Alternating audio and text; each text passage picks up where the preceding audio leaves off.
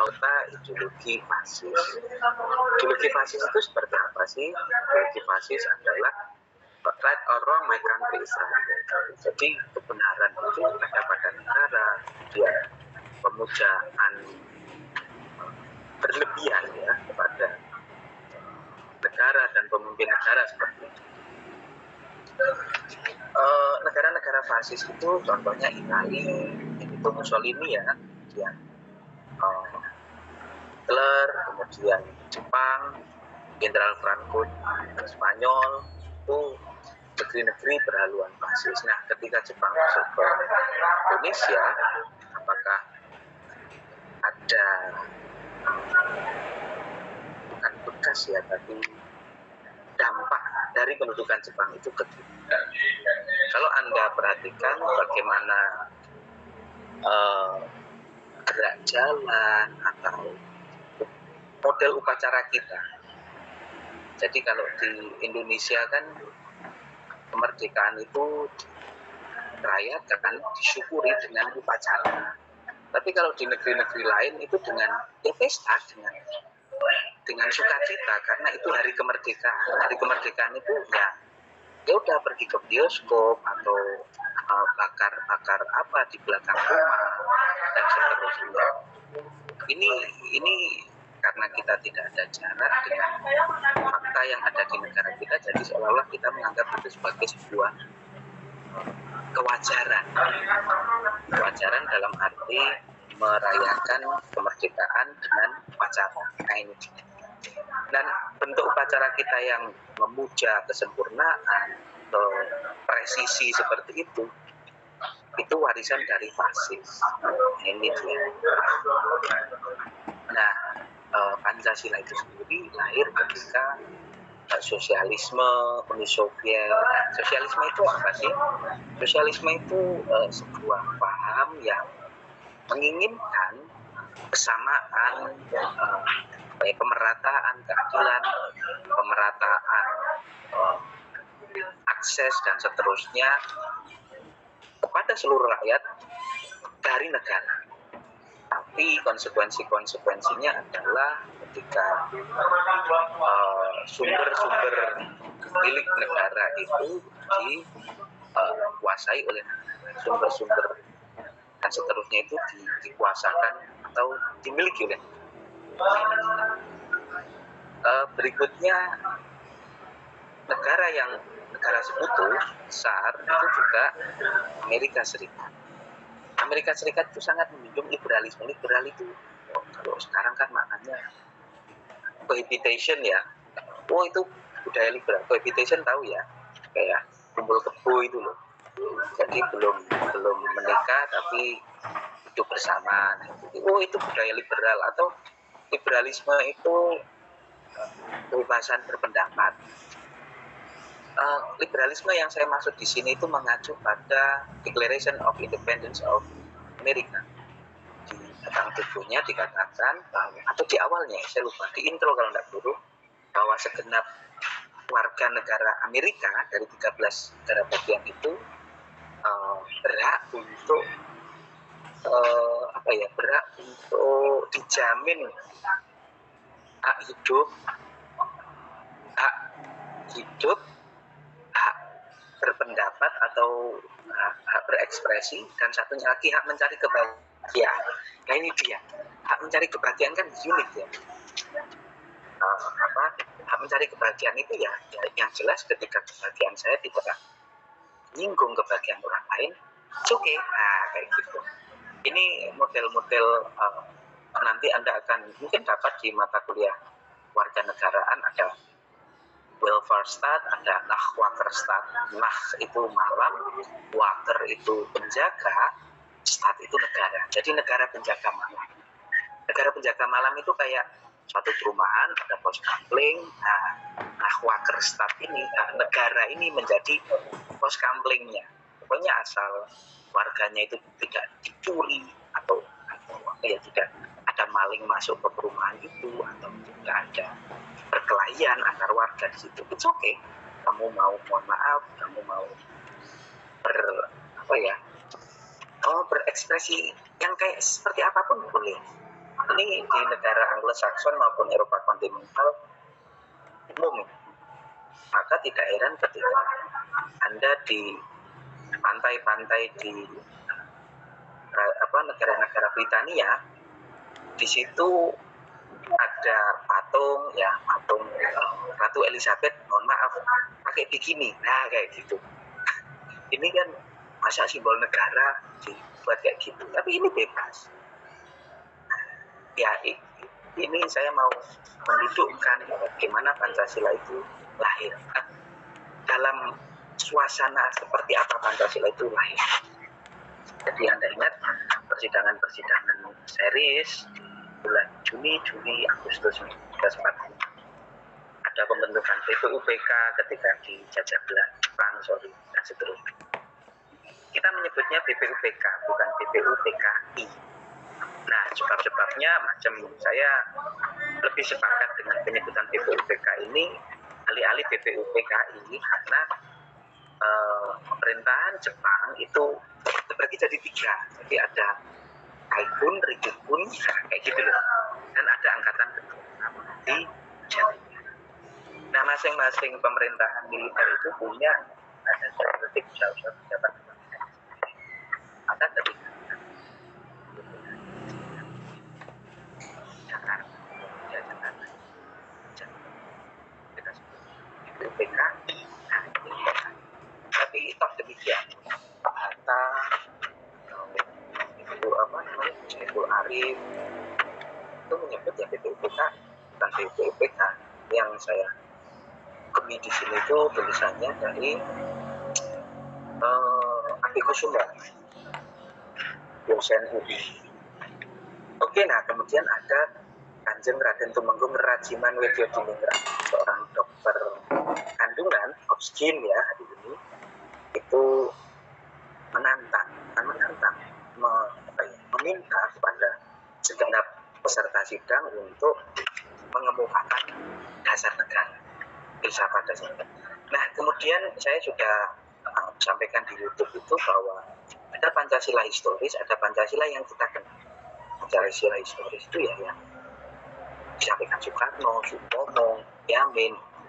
Tapi sebenarnya selain ketiga itu ada yang berpidato, saya lupa. Tapi tidak hanya 3 itu. Nah, Pancasila yang kita kenal ya 1, 2, 3 dan seterusnya yang kita dengar sejak kecil atau di upacara-upacara hari Senin. Ada Pancasila historis yang melalui sidang-sidang dan seterusnya. Ada Pancasila yang konstitusional yang kita kenal hari ini. Ini adalah hubungan Pancasila dengan Pancasila nanti di slide keempat.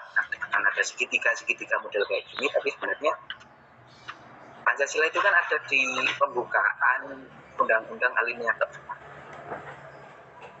Ini saya kurang begitu sepakat ya, tapi jadi kalau Declaration of Independence of America itu ada strukturnya. Pertama itu, seingat saya itu raison d'être, alasan kedirian kenapa kemerdekaan itu penting bagi 13 negara bagian. Nah, yang kedua hak-hak yang mereka tuntut, terus di ujungnya itu pernyataan kemerdekaan mereka dari kerajaan. Nah, kalau di pembukaan undang-undang sebenarnya juga ada ahli-ahli tata negara atau Pancasila yang membagi struktur. Bagian pertama besar bahwa kemerdekaan itu adalah hak segala bangsa dan seterusnya. Ini menyuratkan gagasan humanisme. Humanisme itu pada waktu itu ya muncul salah satu tonggaknya yang terdekat ya Declaration of Independence Amerika 17-7-nya. Nah, 1945 artinya terpaut lebih dari 1 abad ya. 2 abad kemudian gagasan humanisme itu yang muncul di dalam pemikiran. Artinya ya inilah bahwa negara kesatuan di ruang kosong, tapi ada konteks sejarah. Nah, ini fungsi regulatif konstitutif ini bisa Anda baca lah. Regulatif itu yang mengatur, konstitutif itu menetapkan. Artinya begini teman-teman. Pancasila sebagai dasar negara itu ketika misalnya pemilu ada ya. Pemilu pilkada kan 2024 dan sebentar lagi ada. Misal Anda pernah jalan-jalan ke negeri tetangga, negeri jiran. Anda bandingkan di sana pemilu kada di sana seperti apa. Saya kira bukan karena saya orang Indonesia, tapi saya bersyukur demokrasi di Indonesia jauh lebih baik daripada di negeri jiran. Anda misal di sebuah kafe di negeri Pineng sana ngobrol tentang politik, maka polisi di Raja Malaysia akan mendatangi Anda dan bertanya, udah Sabah Sarawak? Nah kayak gitu, orang Sabah Sarawak kan kalau di Indonesia kayak Aceh dan Papua, jadi bergolak pengen lepas seperti itu. Sabah Sarawak itu di Kalimantan Utara itu. Nah, karena Anda orang Indonesia, maka Anda menjawab bahwa polisi di Raja Malaysia itu saya orang Indonesia kayak gitu. Paling polisi di Raja Malaysia itu kan bilang, oh Indon. Indon itu sebutan peyoratif kepada bangsa Indonesia dari orang Malaysia yang menganggap orang Indonesia itu sebagai PRT, sebagai les kurang makmur kayak gitulah. Kurang makmur dan tidak bisa bahasa Inggris dan seterusnya. Oh Indon, panggilannya gitu. Teman saya pernah dengar ungkapan seperti itu dan dia marah, manggil dia. Itu kan ungkapan rasis dari orang Malaysia kepada orang Indonesia. Kayak kita manggil saudara kita di yang timur Indonesia dengan Eja, gitu. Orang Makassar, orang Maluku, orang Papua kita panggil Eja, itu artinya mabuan, frisek, tukang ngompas, kayak gitu. Oke, kembali. Nah, fungsi regulatif pilkada kita itu kayak kita punya perangkat-perangkat bagus ya, lewat Pansel, Panwaslu, Bawaslu, KPU dan seterusnya. Yang mungkin tidak kita temukan di negara-negara demokrasi di tetangga kita. Ya, kita Malaysia tidak punya aturan yang berlapis ya ketika menentukan siapa panitia pemilihan umum. Kita punya berlapis, jadi bukan DPR dan MPR yang menentukan siapa KPU-nya, tapi yang menentukan adalah satu panitia seleksi yang itu independen dan diseleksi juga oleh DPR, DPRD dan melalui proses seleksi yang berlapis dan seterusnya. Ini adalah upaya kita untuk menjamin bahwa regulasi demokrasi itu sesuai realnya, sesuai dengan kepermusyawaratan di dalam Pancasila. Dan fungsi konstitutif, nah menentukan tata hukum merupakan tata hukum yang benar. Ini nanti fungsi Pancasila atau kedudukan Pancasila sebagai segala sumber hukum. Nah, nanti ada statement bahwa sebuah produk hukum itu tidak boleh bertentangan dengan dasar hukum di atas. Jadi misal Anda melihat undang-undang atau PP atau Pergub atau Pergub atau Perdes sampai tingkat desa, itu konsiderannya kok tidak. Konsideran itu apa ya? Menimbang, mengingat, menimbang, memutuskan, nah kayak gitu. Itu konsideran namanya. Kok konsiderannya itu kok bertentangan dengan produk hukum yang tercantum di dalam hukum itu, lah itu namanya kontradiktif. Nah itu tidak. Oke. Nah ini pada tata susunan hukum tidak dibenarkan adanya kontradiksi antara norma hukum yang rendah dan norma hukum yang tinggi. Misal ada permen tentang bansos, peraturan menteri tentang bansos, atau pergub tentang pembukaan atau penutupan tempat-tempat wisata di masa pandemi, atau bantuan sosial perdes. Nah ini kemarin kan ada sebuah desa di Klaten memotong bansos yang disediakan oleh pemerintah pusat untuk negara, untuk masing-masing warganya sebesar 100.000. Nah ketika perdes ini bertentangan dengan Perbup atau di atasnya dan seterusnya, ini namanya unconstitutionality atau illegality ya kayak gini. Maka ada uji materi.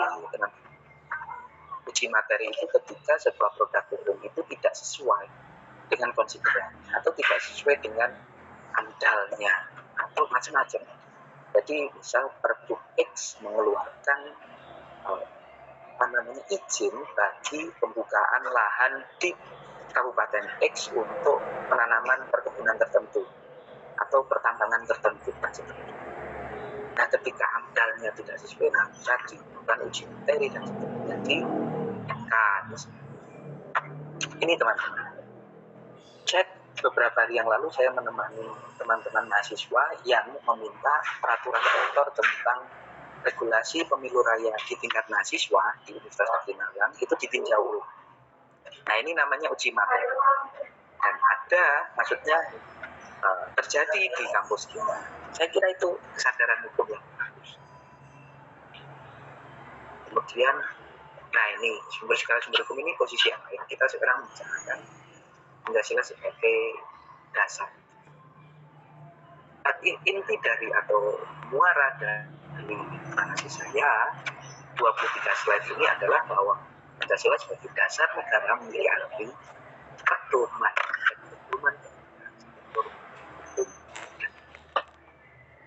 zaman Natala.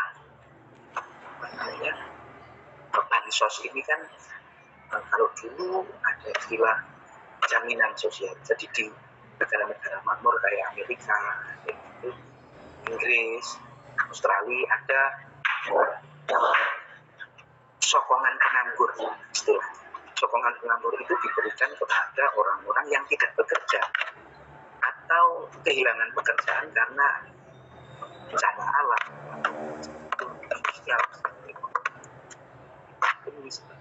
Ada sokongan penganggur di negeri-negeri. Maka ini sesuai dengan Pancasila, apakah ini sesuai dengan keadilan sosial dan seterusnya. Saya kira sudah ada. Nah, ketika ada abuse of power, bansos itu diselewengkan, dipotong, disunat dan seterusnya, maka ya ini menjadi manifestasi dengan Pancasila sebagai dasar negara. Maka ada tindakan hukumnya ketika ada aturan bahwa vaksinasi, distribusi vaksin itu diselenggarakan oleh dikerjakan sama militer ya. Maka ketika ada penyelenggaraan mandiri ya tanpa seizin, tidak sesuai regulasi itu lah yang abuse of power ini menjadi tindak secara muara dari pertemuan kita seperti ini saya katakan unggah dari PowerPoint ini di dalam si besar dan seingat saya ada salah satu rekan dosen yang membuat YouTube paparan. Jadi karena ini dalam PowerPoint milik MKU ya, yang nyusun itu MKU Pancasila di lingkungan UAM. Jadi kalau ada nanti saya tahukan juga. Baik itu teman-teman, jika ada yang ingin dimusyawarahkan atau dibahas pertemuan kali ini, silakan disampaikan. Mohon maaf sekali pertemuan kita dipersingkat karena berbarengan dengan kegiatan di kampus. Oke, ada yang mau dibahas? Oke, kalau tidak ada. Untuk hari ini atau minggu ini tidak ada tugas, jadi Anda bisa cengengesan, bisa guling-guling di masing-masing, dan insya Allah setelah UTS mungkin atau dalam waktu yang tidak lama lah ya, kita akan mengadakan kuliah luring. Jadi Anda yang kemarin beralasan kenapa milih kuliah di Malang, itu yang dari mana ya, dari Tulungagung, Geger, atau dari ya, macam-macam lah, itu alasannya kan cari suasana baru. Nah, inilah suasana baru. Oke, silakan isi presensi di link yang sudah dibuat sama Geger ya. Geger apa Winda? Winda. Winda. Oke, dan jaga kesehatan. Sampai jumpa ya Winda. Oke, terima kasih. Assalamualaikum. Waalaikumsalam. Waalaikumsalam. Waalaikumsalam.